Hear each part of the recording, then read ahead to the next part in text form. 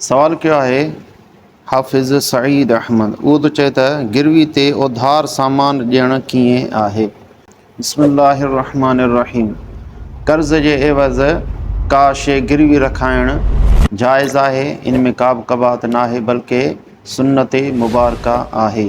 जीअं बुख़ारी शरीफ़ में हदीस मुबारका वा उम्मुल मोमिनीन अम्मा आइशा सिद्दीक़ा रज़ियल्लाहु ताला अन्हा खां रिवायत आहे।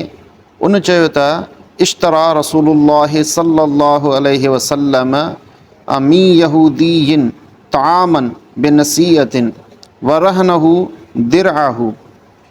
नबी करीम सल्लल्लाहु अलैहि वसल्लम हिकु यहूदी खां ताम उधर ते वरितो ऐं पाण उनखे गिरवी में पंहिंजी ज़िर ॾिनाऊं। हिन हदीस मुबारका में सरी अल्फाज़नि मां मालूम थियो त कंहिं उधर जे एवज़ का शइ गिरवी रखाइणु जाइज़ आहे, रखे सघिजे थी।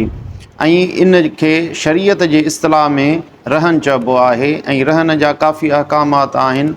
अव्हांखे गुज़ारिश आहे त कंहिं वेझे दारुल इफ्ता या कंहिं आलिम खां उन बाबति तफ़सील मालूम करे पोइ गिरवी का शइ रखंदा कयो। वल्लाहु आलम बिस्सवाब।